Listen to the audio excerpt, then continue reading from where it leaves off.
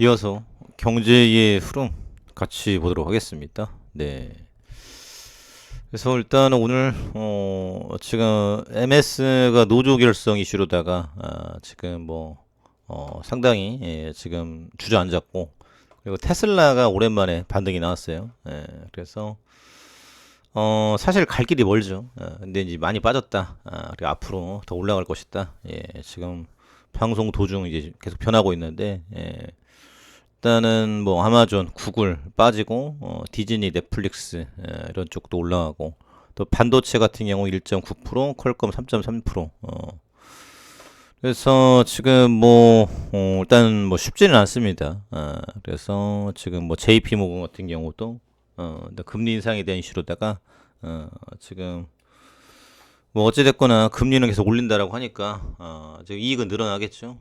그래서 지금 우리나라 같은 경우도 금리 인상에 대한 이슈로 굉장히 또 쉽지 않은데, 그래서 오늘 나온 대목은 결국은 연준의 경고 금리 인상 지속, 시장 마음대로 판단을 하지 말아라. 우리는 내릴 마음이 없는데 왜 니네들끼리 내린다라고 지금 막 자꾸 떠보는지, 안 내린다, 안 한다라는 얘기예요. 그래서 금년도는 완고하게 갈 것 같고, 그럼 내년도는 할 것이냐? 이것도 러시아고 이제 코로나 상황을 봐야 되겠죠. 그래서 이것도 불확실하고, 그래서 일단 이번 연도도 어떻게 될지 모르기 때문에 일단은 봐야 되겠죠.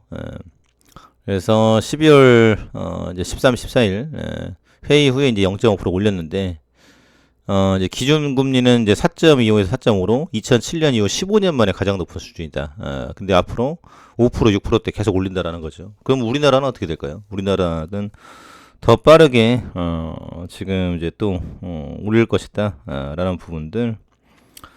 그래서 앞으로 지금 이자에 대한 부담이 너무 크다라는 부분들. 그래서 주택담보대출 변동금리 8% 뚫었는데 당분간 상승세 이어져. 그래서 미래 상환 능력 보수적으로 볼 수밖에 없어. 그래서 지금 8%가 나왔습니다. 그래서 앞으로에 대한 이자 부담에 대한 이슈, 상당히 지금 이제 큰일이다라는 부분이죠. 그래서 지금 정부에서도 이 이자 부담에 대해서는 얘기는 없어요. 그래서 앞으로 어떻게 끌어갈 것인지. 그리고 이제 이렇게 불안정하다 보니까 집주인이 이제 면접을 보는 이제 시대가 왔다. 그러면서 수도권도 월세 비중 50% 넘어, 고금리 깡통 전세에 대한 부분들. 그래서 지금 이제 어찌 됐거나 이제 집이 있으신 분들은 이제 가져가는 건데, 집 없는 층들은 이제 월세 임대주택, 전세, 월세 거래 비중 62.5%. 앞으로 지금 더 강하게 지금 월세에 대한 수요는 늘어날 것이다. 그래서 지금 아파트가 텅텅 비어 있고 미분양했다가 앞으로 규제를 푼다라고 하는데, 그래도 지금 여기 넘어가는 사람이 없고, 그래서 과거와는 다른 양상이에요. 그래서 지금 이제 사실 부동산은 정보 싸움이었는데, 이제는 유튜브 시대가 열리면서 모든 정보가 다 오픈이 됐죠. 그래서 이거를 정말 공부 안 하고 들어간 사람은 거의 없다. 그래서 부동산에 대한 이슈는 앞으로도 지금 굉장히 쉽진 않을 것이다. 지금 이런 부분이죠. 그리고 지금 어찌됐거나 일본 같은 경우도 엔저 현상에 대한 부분들, 그래서 굉장히 어렵죠. 그래서 일본 업계에 대한 평가 계속 지금 내려가고 있는데, 앞으로 또 이제 묘수가 없어요.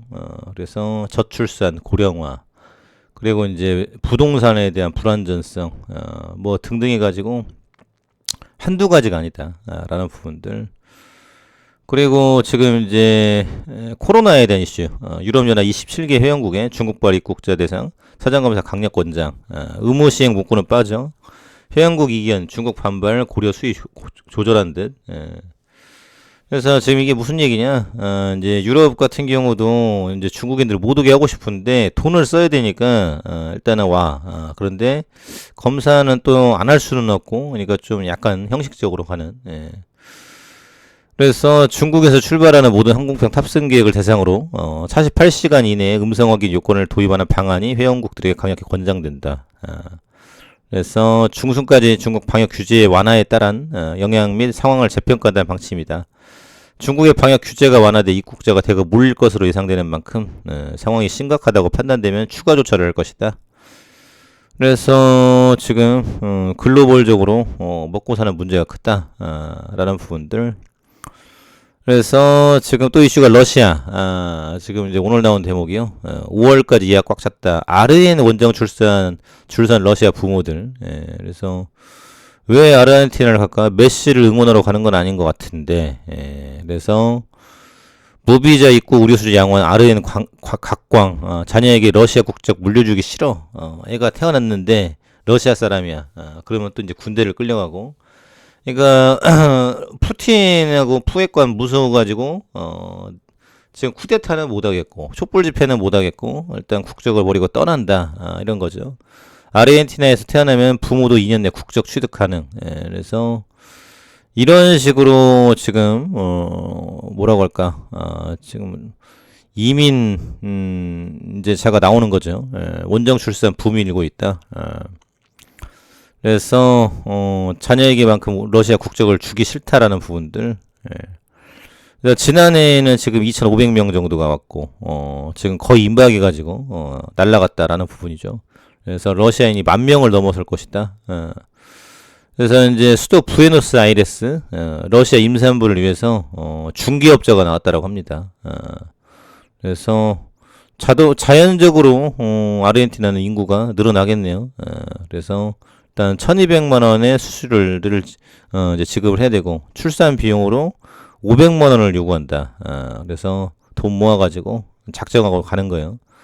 떠날 결심. 그래서 러시아인들은 전쟁 전에도 플로리다 등을 원정 출산하는 경우가 많았는데 이제 미국은 이제 지금 뭐 보트 피플 뭐 등등 해가지고 이민에 대한 부분들을 막고 있죠.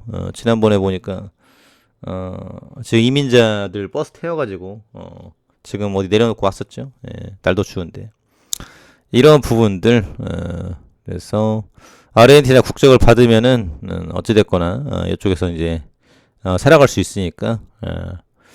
그리고 이제 러시아 같은 경우는 이제 소프트웨어 이런 게 이제 발달이 돼 있어요. 그래서 이제 결국은 여기도 머리를 써야 되는 건데 이제 이런 것들로 해서 아르헨티나에서 이제 먹고 살 수 있다는 이런 계산인 거죠. 그래서 지금 러시아에서도 지금 도망가기 바쁘다 이런 얘기고요. 그리고 셀트리온, 휴밀라, 시밀러 사법 등재 시 미 20% 이상 점유에 대한 이슈. 그래서 삼성증권이 휴밀라에 대해서 유플라이마 미국 사부업 선호의약품 목록 등재 여부가 성장에 중요하게 작용할 것으로 전망했다. 그래서 22만 원. 그래서 제 고점 대비해서 아주 지금 미미한 수준인데 일단 첫 번째 합병을 해라. 그래서 지금 이제 사측에서 얘기를 안 하는 게 문제죠. 그래서 그냥 뻥카 날리고 끝난 것이냐 이에 대한 부분들 메리츠 같이 승계하지 말고 주가 올릴 생각이라 이제 요거를 계속 얘기해야 되겠죠. 그래서 시장 점유율도 보수적인 관점 5% 가정하고 목표 주가 제시했다. 서근희 연구원은 올해 셀트리온의 안정적인 실적 성장을 예상하지만 유플라이와 미국 사보험 등재 중요하다.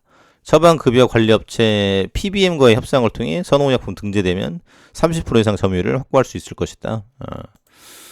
그래서 지금 뭐 100개국이니 뭐니 뭐 많아요 재료가. 그런데 지금 주가가 못 간다라는 거예요. 그래서 암전의 암제비타 10개국 미국 출시 예정. 그래서 지금 이제 분리할 때가 아니다. 하나로 심플하게 합쳐라. 그리고 한다고 했잖아. 얘기했으면 지켜라. 이제 이런 대목인데 아니면은 뭐라도 얘기를 해줘서 해야 되는 건데 주식 뭐 소각이라든지 뭐 무중이라든지 이게 없지 않습니까? 그렇기 때문에 기업은 개인의 것이 아니다.